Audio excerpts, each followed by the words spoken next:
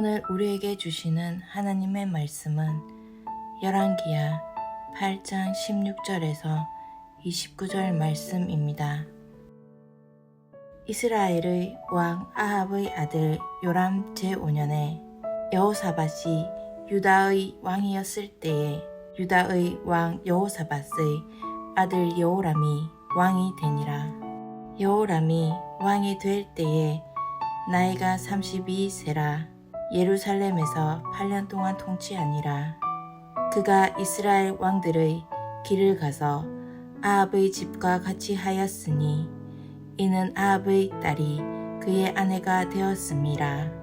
그가 여호와 보시기에 악을 행하였으나 여호와께서 그의 종 다윗을 위하여 유다 멸하기를 즐겨하지 아니하셨으니 이는 그와 그의 자손에게 항상 등불을 주겠다고 말씀하셨음이더라.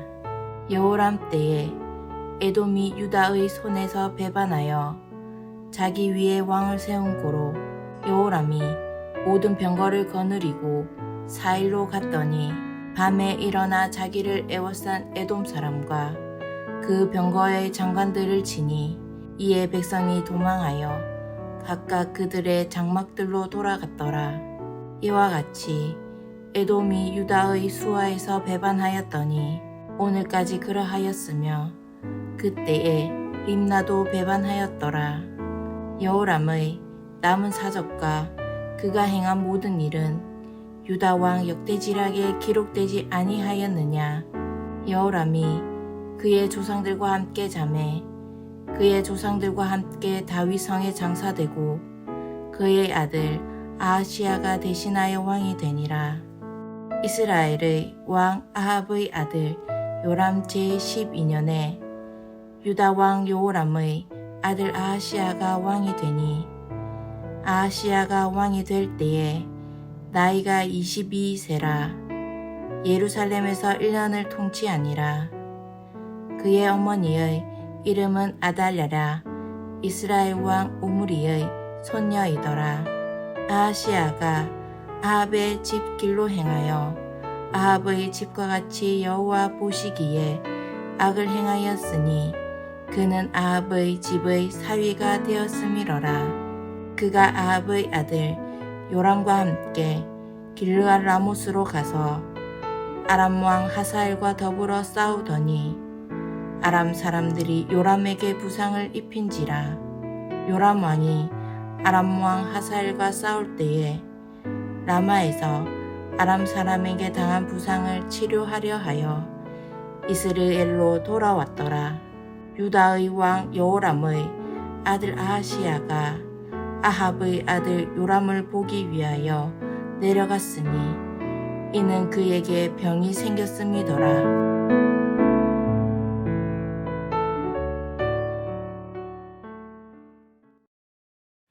하나님은 열왕기상 19장 15절 이하에서 엘리야 선지자에게 말씀하시기를 엘리사에게 기름을 부어 선지자로 쓰임받게 하고 아람의 하사엘에게 기름을 부어 아람의 왕이 되게 하고 또한 예후에게 기름을 부어 북이스라엘의 왕이 되게 하므로 오므리 아합 아하시야 여로함으로 이루어졌던 오므리 왕조를 끝내게 하라라고 말씀하셨습니다. 엘리야 선지자는 불병거를 타고 하늘로 승천했기 때문에 이제 엘리사가 엘리야를 이어서 하나님의 사명을 감당해 나가게 됩니다. 즉 두 가지 일, 아람의 왕으로 하사엘을 세우는 것과 또 북이스라엘의 왕으로 예후를 세우는 일을 이 엘리사 선지자가 감당하게 되는 것입니다. 그러나 어제 살펴본 바와 같이 엘리사 선지자가 왕이 되고 싶은 마음이 전혀 없는 하사엘을 억지로 아람의 왕으로 세운 것이 아니었습니다. 하사엘은 왕이 되고 싶은 욕망이 있었습니다. 그가 언제부터 그런 욕망을 가졌는지는 우리가 알 수 없습니다. 그러나 그 모든 것을 이미 오래전부터 알고 주관하시는 분이 계셨는데 바로 하나님이십니다. 우린 이것을 하나님의 전지하심이라고 부릅니다.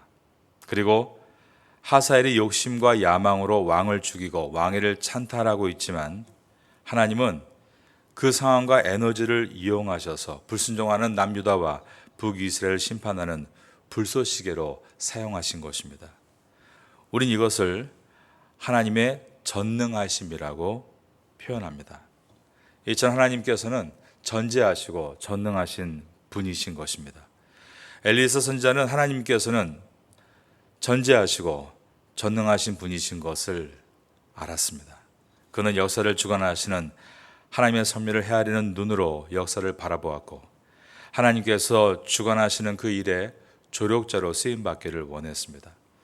어제 살펴본 내용이 아람의 왕으로 하사엘이 세워지는 내용이었고 이제 오늘부터 살펴보게 될 내용이 오므리와 아합과 아하시아와 여호람 이렇게 4명의 왕이 이어져 왔던 오므리 왕조가 드디어 망하고 예후가 북이스라엘의 왕으로 세워지는 이야기입니다.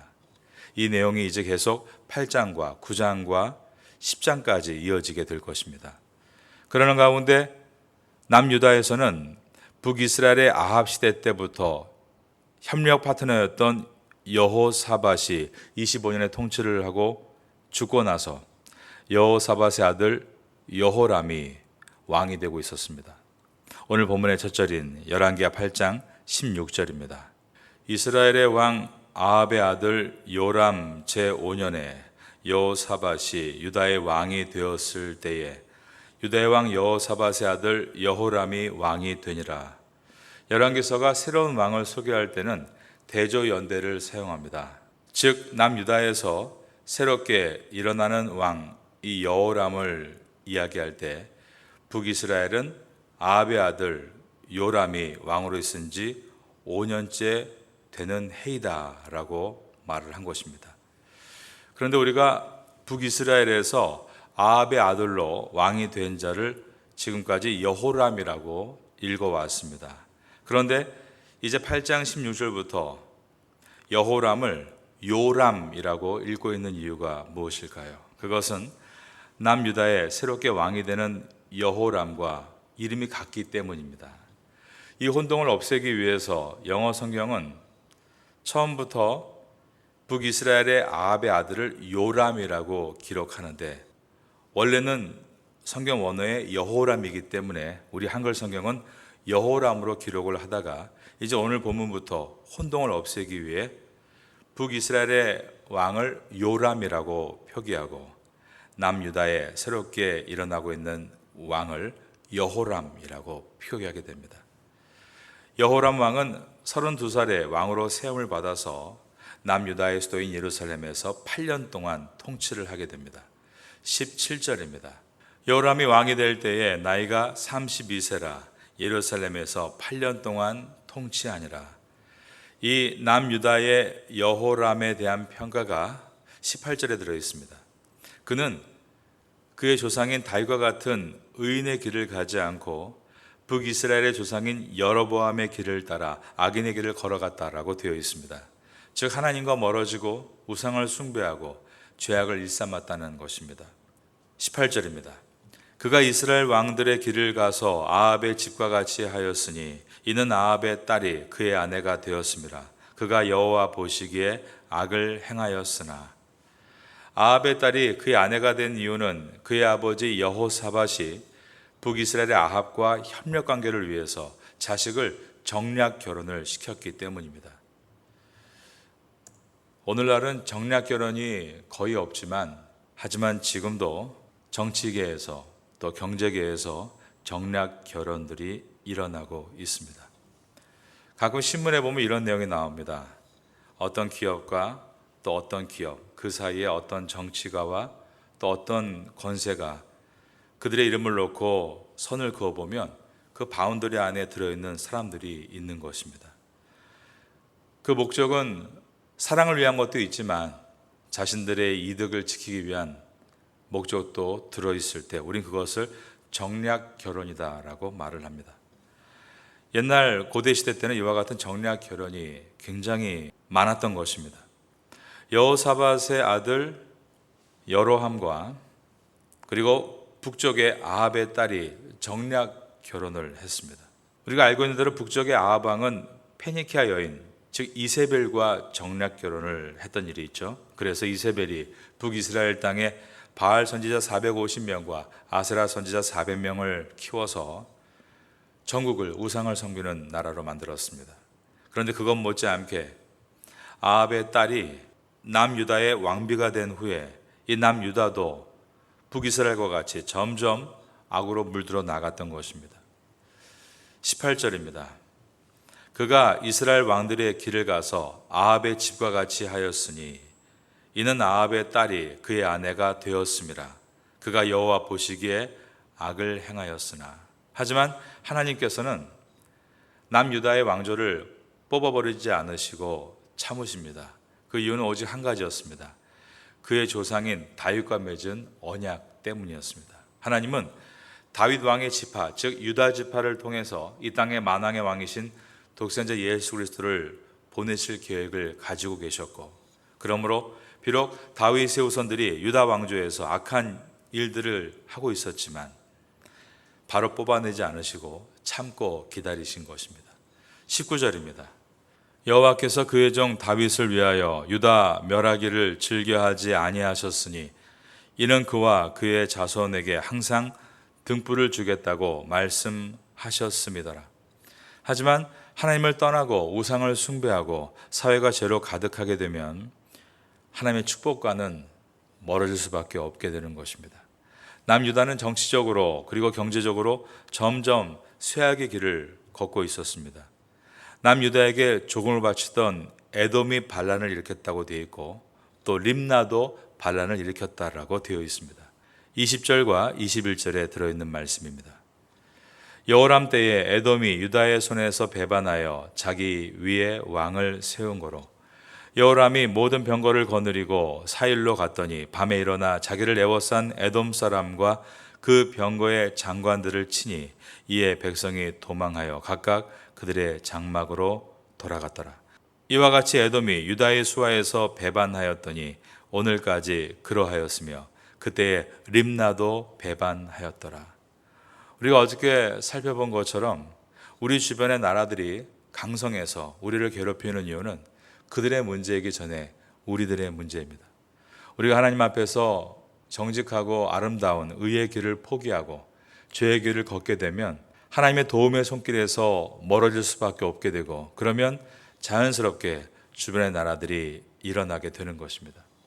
또한 주변의 나라들이 강성하게 되는 목적 중에 하나가 죄악의 길을 걷고 있는 남유다를 심판하시기 위해서였습니다. 남유다는 급격하게 약소한 나라로 접어들면서 이제 여호람이 죽게 되고 또 새로운 왕이 일어나게 되는데 바로 여호람의 아들 아하시아입니다. 그런데 여러분, 이 아하시아도 북이스라엘에서 활동했던 아합의 아들, 단 2년 동안 나라를 다스렸던 아하시아와 동명이인입니다. 이처럼 북이스라엘은 아하시아와 여호람 이렇게 이름이 되어 있고, 남유다에서는 이제 여호람과 그의 아들 아하시아로 연결되어 있기 때문에 우리가 이것을 먼저 헤아리지 않으면 헷갈릴 수 있습니다. 25절입니다. 이스라엘의 왕 아합의 아들 요람 제12년에, 원래 여호람인데 아까 말씀드린 대로 남쪽의 여호람과 구분하기 위해 이제 한글 성경은 이 여호람을 요람이라고 표현합니다. 요람 제12년에 유다 왕 여호람의 아들 아하시아가 왕이 되니, 남유다에서는 여호람의 아들 이 아하시아가 왕이 되었다라고 되어 있습니다.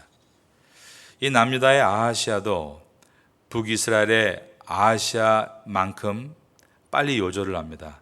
북이스라엘 아하시아가 어떻게 요절했습니까? 왕궁의 2층 난간에서 떨어졌죠. 낙사함으로 병이 들어 죽고 말았는데 그의 통치기간이 2년이었습니다. 그런데 남유다의 아하시아는 그보다 더 빨리 1년 만에 죽은 것입니다. 그 이유는 북이스라엘의 아하시아와 똑같습니다. 죄에 대한 하나님의 심판의 결과였습니다. 남유다의 아하시아의 아내도 아버지 여호람과 같이 북이스라엘의 공주를 아내로 맞이해서 하나님을 등지고 우상을 숭배하고 죄악의 길을 걸었던 것입니다. 그리고 북이스라엘과 힘을 합쳐 아람 공격에 나섰습니다. 이 장면을 우리가 어디서 많이 보았던 모습입니다. 예전에 그의 할아버지 여호사밧 왕이 북이스라엘의 아합 왕과 힘을 합쳐서 아람과의 전투에 참여했다가 죽을 위기에 처했던 일이 있었죠. 그때 여호사밧 왕은 하나님 앞에 살려달라고 외치며 회개했고 위기 속에서 살아나 고향으로 돌아갈 수 있었습니다. 그런데 이번에 아람과의 전투에서는 어떤 일이 벌어지게 되는가? 28절입니다. 그가 아합의 아들 요람과 함께 길르앗 라못으로 가서 아람 왕 하사엘과 더불어 싸우더니 아람 사람들이 요람에게 부상을 입힌지라. 과거 북이스라엘의 아합과 남유다의 여호사밧이 힘을 합쳐 아람과 전투를 했을 때 북이스라엘의 아합이 심한 부상을 당하고 그리고 죽었습니다. 그런데 이번 아람과의 전투에서도 북이스라엘의 요람이 부상을 입었다라고 되어 있습니다. 이러한 데자뷰는 단순한 우연이 아니라 하나님께서 죄에 대해서 심판하시는 것은 일관적이다는 것을 우리에게 보여줍니다. 그러므로 어떻게 보면 우리 인생의 공식은 복잡하지 않습니다. 의와 정직한 길을 걷고 하나님의 영광을 위한 삶을 생각할 때 하나님의 축복이 함께하고, 우리가 세속화되고 죄에 빠져서 자기 욕심을 따라 살아갈 때는 사탄의 종이 되고 하나님의 심판을 맞이하게 되는 것이다. 이러한 분명한 공식이 열왕기서에 들어있는 것입니다. 하나님이 이것을 위해서 과거 열왕기상 19장에서 엘리야 선지자에게 아람의 하사엘에게 기름을 부어 아람 왕이 되게 하라라고 하셨는데, 이 하사엘이 왕이 되고 나서 이제 남유다와 북이스라엘 심판하는 불쏘시개로 일을 하고 있는 것입니다. 28절입니다. 여기에 보니까 그가 아합의 아들 요람과 함께 길르앗 라못으로 가서 아람 왕 하사엘과 더불어 싸우더니라고 되어 있는 것입니다. 과거의 남유다와 북이스라엘은 협력 파트너로 좋은 관계를 맺고 있었죠. 그것은 정략 결혼으로 그들이 힘을 합쳐 그 지역에 강한 나라로 일어나고 싶은 욕심이었습니다. 그러나 그러한 욕심이 결국 우상 숭배로 전락하게 되고 하나님과 멀어지고, 그렇게 북이스라엘도 남유다도 점점 썩어져 가고 있었던 것입니다. 그런데 그와 같은 일이 똑같이 데자뷰가 되어서 또 남유다와 북이스라엘이 협력 파트너로 지금 아람과의 전쟁에 참여하고 있지만, 그러나 하나님은 온 나라와 온 민족의 역사를 통치하시고 주관하시는 분으로서 선하고 아름다운 것에는 축복으로 함께 하시지만 악하고 범죄한 일에 대해서는 하나님의 심판을 내리시는 것입니다. 분명히 인간적인 눈으로 보면 남유다와 북이스라엘이 힘을 합치면 아람을 이겨야 맞습니다. 아람은 과거 이스라엘에 조공을 바치는 작은 나라였기 때문입니다. 하지만 두 나라가 아무리 힘을 합치고 몰아붙여도 아람을 이길 수가 없었습니다. 왜 그렇습니까? 아람과의 전투는 하나님께서 죄악에 가득 찬 북이스라엘과 남유다를 심판하시기 위한 하나님의 계획이었기 때문입니다. 과거에 남쪽의 여호사밧과 북쪽의 아합이 힘을 합쳤을 때도 아람의 베나닷에게 패배하고 북이스라엘 왕 아합이 죽었습니다. 이번에는 남쪽의 아하시아와 북쪽의 요람이 힘을 합쳐 싸울 때 하나님께서 엘리야 선지자에게 말씀하신 아람의 하사엘을 기름 부어 세운 이 하사엘 왕을 이기지 못하고 또 북이스라엘의 요람이 부상을 입고 병이 든 것입니다. 그 이유는 하나님이 이 전쟁에서 승리를 막으시기 때문입니다. 여러분, 그러므로 우리가 인생을 살면서 가장 두려워해야 될 것은 하나님의 역풍입니다. 우리가 하나님과 부딪히면 절대로 앞으로 나아갈 수 없다라는 것입니다. 사람들이 왜 거룩하지 못합니까? 하나님을 두려워하지 않기 때문입니다. 우리는 하나님의 역풍을 맞고 살아날 수 없다는 것을 잊지 말아야 됩니다. 우리에게는 하나님의 순풍이 필요함을 늘 생각해야 하는 것입니다. 이것은 내가 원하는 일에 하나님께서 순풍을 보내주시라는 것이 아니라 하나님이 원하시는 그 뜻을 내가 찾고 거기에 순종할 때 하나님의 은혜가 임하게 된다는 의미인 것입니다. 북이스라엘과 남유다는 인간적인 방법을 동원해 서로 정략 결혼을 하고 그리고 욕심을 따라 전진하고 있습니다. 둘이 힘을 합쳤으니 절대로 패배하지 않을 것 같은데 번번이 아람의 베나닥과 이번에는 아람의 하사엘에게 패하고 왕들이 부상을 입거나 사망을 하고 있습니다. 왜 그렇습니까? 하나님의 역풍을 맞고는 결코 승리할 수 없기 때문입니다. 오늘도 이 아침 가운데 여러분들은 기도하실 때 하나님, 제가 하나님의 순풍과 함께 살기를 원합니다. 하나님의 순풍은 우리가 주의 뜻을 따라 헤아려 걸어갈 때 하나님과 함께하는 방향으로 갈 때 순풍을 맞게 되는 것을 배웠습니다. 오늘도 이 아침 가운데 하나님께서 원하시는 길이 무엇인지를 묻게 하시고 그 길을 따라 걸어갈 수 있는 주의 성도가 되게 하소서. 기도하시고 오늘 하루 가운데도 하나님의 순풍과 함께 승리하시는 성도가 될 수 있기를 예수님의 이름으로 축원합니다.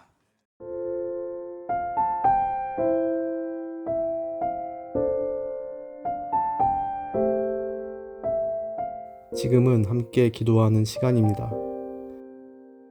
7월의 공동 기도 제목은 첫째, 모든 성도가 생명의 삶 열왕기와 말씀을 통해 말씀으로 충만하게 하소서.